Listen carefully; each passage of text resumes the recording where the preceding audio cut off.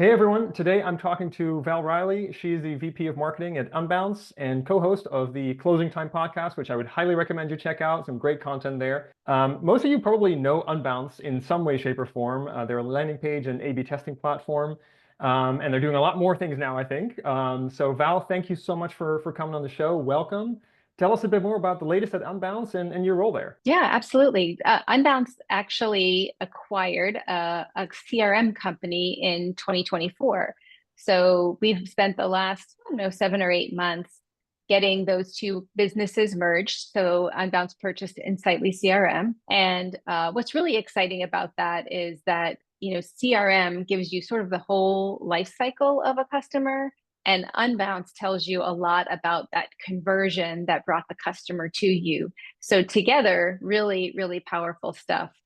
So now we're talking about how we can send leads from Unbounce right to Insightly CRM, and really just making both of those products work really well together. So that's the big headline at Unbounce these days. That's awesome. And so as their VP of marketing, I imagine you're actually probably pretty excited about the capabilities that you have with your own tools. We do drink our own champagne, if that's what you're referring to. So it Yeah. is exciting to, get all of our leads in Unbounce and bring them right into the CRM and then work those leads.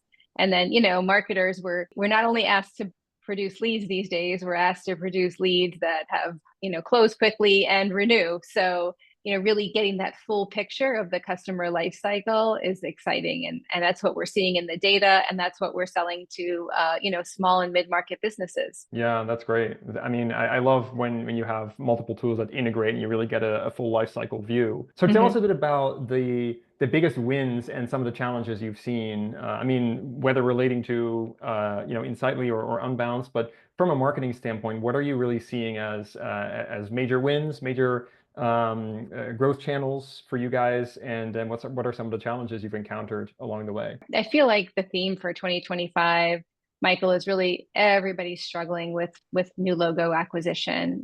Generating pipeline is just a challenge across the board for SaaS companies. And in particular, we're seeing longer sales cycles. So, how we keep deals alive and keep deals moving during those longer sales cycles is really a challenge for our account executives and our whole sales team. One thing that I think is working really well is putting product-led growth, PLG tactics at the forefront. Because what we're finding is as businesses are slowing down on their buying or they're taking a longer time to consider purchases, sometimes they're popping in as a trialer Mhm. and poking around the platform before they take that next step and say, hey, I'd like to talk to a sales rep. So we really need to sharpen our sword on PLG, make sure we're producing really great experiences, make sure that those customer journeys are solid, and that we have systems in place to pull people out of that PLG cycle and say, hey, would you like to talk to us? We think custom companies like yours like a X, Y, and Z feature. Can we demo those features for you? So kind of making PLG that assist for your sales led growth is something that we're really doubling down on. Can you give some examples of what kind of behaviors you're looking for when people sign up for trials that then sort of flag in your system, hey, like we should reach out to this person and see if they want a demo? Sure, twofold, really. I mean, the behaviors, but then the qualities of that actual lead or account. So, in terms of behaviors on the CRM side, have they added multiple people to the trial? Yeah. Are they logging into the trial? Are they playing around with data? Those are all good indicators. For the landing page builder, we can look at indicators like have they set up their first page? Have they published? Have they gotten any leads to come in on that page? So those are really good behavioral indicators that someone's super invested. And then on the data enrichment side, we can say, hey, this person is from a Fortune 500 company and they just signed up using that email address. Let's flag that and see, okay, let's find out more about them, their department, their company, and then surface those opportunities, whether it's number of employees, if it's a specific vertical that we know we do well in. So Mhm. lots of opportunities there to use that data enrichment to help that, what we call it project intercept, where we're intercepting those PLG leads and bringing them into an assisted motion. Yeah, that makes a lot of sense. It's nice that you're working at it from both angles. What about bringing more leads into your pipeline to begin with and getting more people to sign up for trials? I'd say one thing that's working really well for us that we've sort of doubled down on is influencer marketing. Mm-hmm. You know, in the B2B space, particularly B2B SaaS, it hasn't really been a huge motion. And 2025 is the year. So on both of brands, so on the Insightly brand and on the Unbounce brand, in both cases, we're working with multiple influencers. And listen, with the influencers, you know, I don't want to control their message. I don't want to dictate anything. I want to expose them to our product because they have such a great connection with their audience that all we have to do is have them get us in that conversation. You know, we just want to be in that initial consideration set because our products are so good. They'll get us into that final consideration set. So doubling down on influencer marketing is definitely one thing that we've been doing. I'd say another one is low cost strategies.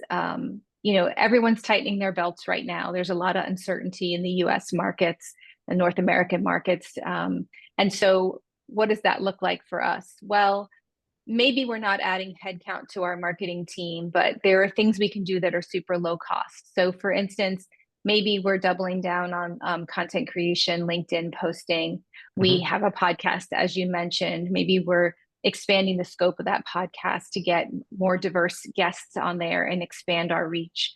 So I would say another theme of 2025, definitely low cost strategies that we invest time and resources in and end up coming out with super positive on the other side. Yeah, so from to take the podcast as an example, or I guess podcast, LinkedIn posting, are you expecting kind of a direct ROI from that, or are you doing it more like a longer term brand awareness play? Definitely more on the branding side, but you know, we have been thinking more about, well, what's on the minds of marketers and salespeople that we can kind of hijack that headline and make it work for us. So here's a particular example. Just a couple months ago, Google put out an ad quality update. And I know when Google talks, everybody listens, right? And so this ad quality update was about the quality of your funnel post ad, so post click. So basically, as Google has said before, they're saying if you're not delivering a quality experience post click, we're just not going to be serving your ad. And part of that update, you know, if you dig into the data, there are still 52% of all Google ads click through to a generic web page or website or homepage and not a dedicated landing page. And I know you're thinking that's insane, right? You're literally lighting money on fire when you do that. But so many organizations still do that. So, you know, we're in the landing page business. So we're hijacking that headline saying, hey, Google's saying they're not going to take your money unless you produce these high quality post-click experiences that are dedicated landing pages and tight funnels. And so we're riding the wave of that news. We're trying to get on different podcasts. We're doing a lot of PR. We're doing a lot of bylines. We're saying, this is what Google says. And here is this, you know, set of tools that we have that can make you really follow those guidelines to the letter. So I think that's just one example of like kind of making the media work for you and in a low cost way. Yeah. And so, but then going back to the measurement piece of that, what are some of the metrics that you'd look at to determine and share with the rest of your leadership team? Like, hey, yeah, we should keep doing this. This is successful. In that case, super measurable because we put together like this rapid response emergency kit, like, hey, based on Google's announcement, here's like 5 things you need to do. And we're just like drowning in clicks on that page, you know? So like super measurable with Unbounce and CRM, you know, using those tools to just, we're getting form fills, we're getting people to request the kit, we're getting people to request more information. With the tools we have in place, we're very fortunate that that particular campaign is really measurable.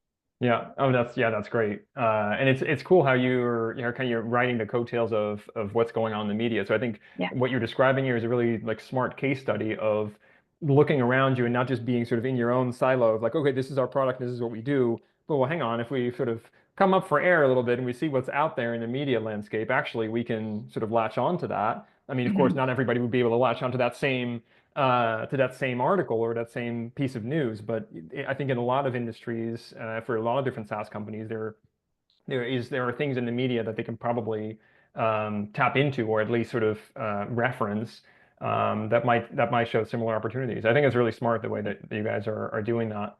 Yeah. Um, I mean, 100%, there's something out there for everyone to grasp onto. I mean, we got lucky with that Google announcement, but I mean, just look at AI in general. yeah. You know, you can hijack any AI news for any AI features that your platforms might have.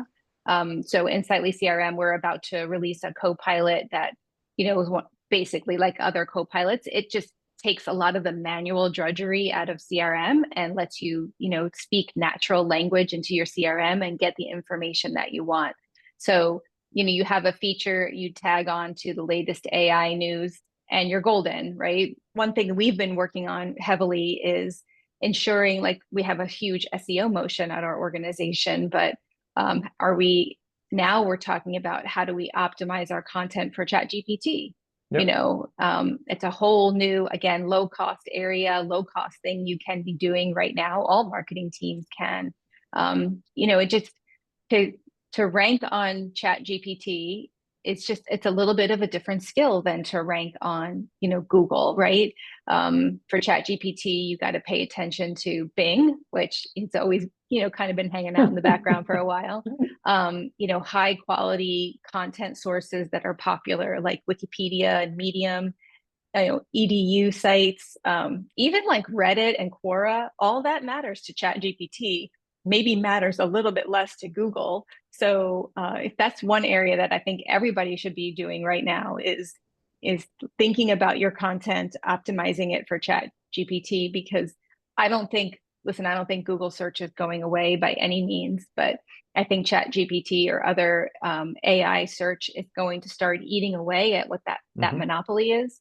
And I think all marketers need to be prepared. So just start thinking through that lens when we're creating content, or when we're getting links, or when we're publishing on other sites. How would this impact our chat GPT results? There could be a little gold mine in there for you. Yeah, no, that's exactly right. I mean, it's largely sort of untapped potential. I mean, I think we see a lot of our customers, for example, showing up in ChatGPT and Perplexity and whatnot, and of course Google's AI overviews.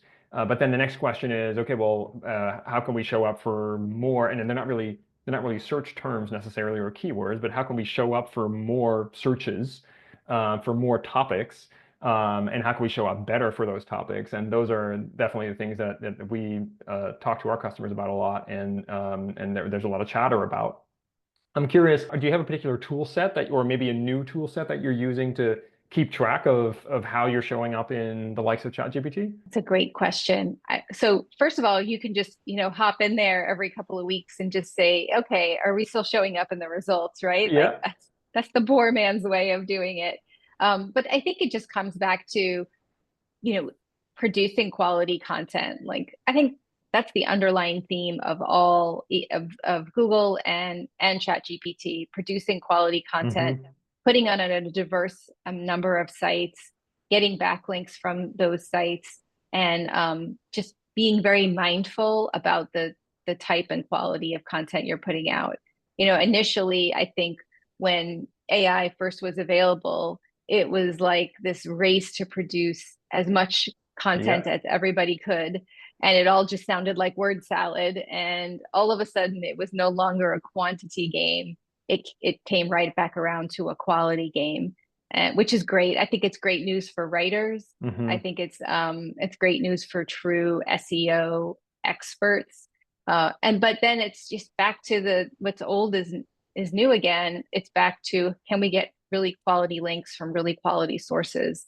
And we backlink to those sources. ChatGPT and Google are both picking that up, and just double down on that, I think, is a good takeaway. Yeah, I agree 100%. Going back to the tools, I'll share a couple of tools with you afterwards. Yeah. I can share some links, but yeah, HubSpot has a nice tool. There's this new company called Gumshoe that we've been testing out. really good reports in there. Zip tie, we're starting to play around with.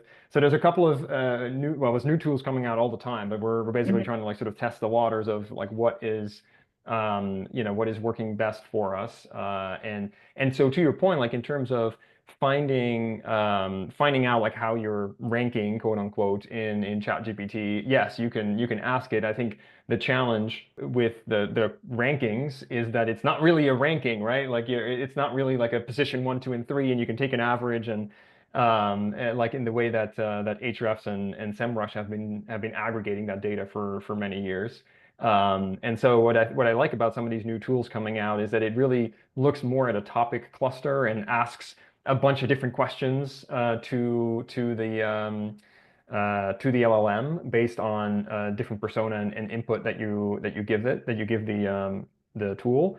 And so you get a little bit more of a well-rounded view of how you're showing up and what you're showing up for, what your share of voice is compared to others in your space. So I think that's really useful. Where this is early days, right? Like we're all just trying to work out what is the best way to measure this, and like let's try new things and see what is actually working.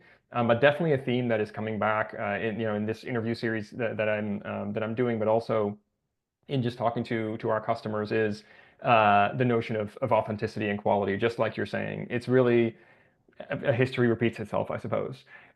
So Well, kind of funny. yeah, I was around too when, Google was emerging and, people were using Yahoo for search and people were using, there was all sorts of options.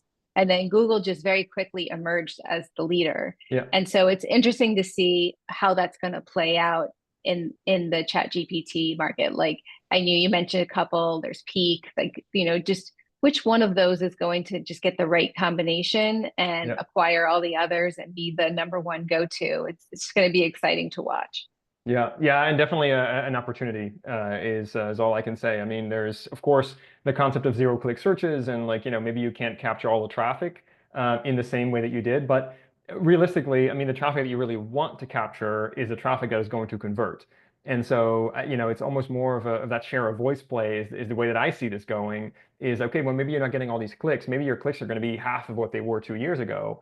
But if you're getting more relevant clicks and the clicks that are converting and that are leading to trials that you can then turn into sales, that is what I'll I care take that. about. Yeah, I'll I'll take take that. that all day. And those are the metrics that we should be looking at. So, are there any other trends off the top of your mind where you're like, hey, like yeah, I'm watching this this year into next year. What does that look like? Other than you mentioned social media influencers. I think that's a really interesting one Mhm. for SaaS companies to consider. And of course, AI generated content and the Gen AI search landscape. Anything else you're kind of paying attention to that yeah, you guys are focusing on? Well, I'm interested to see the direction that LinkedIn is going right Hmm. now. One thing we always tell our team is, we spend about 10 to 15% of our ad budget on LinkedIn, and we do paid a lot, paid ads. And we just tell our team we have 200 odd employees. If all of you just shared what we post, that reach is so exponential. The amount of people we could reach is a number we can't possibly buy, right? Hmm. And so just really getting people on our team excited about engaging in LinkedIn, excited about sharing what we're putting out on LinkedIn is such a cheat code.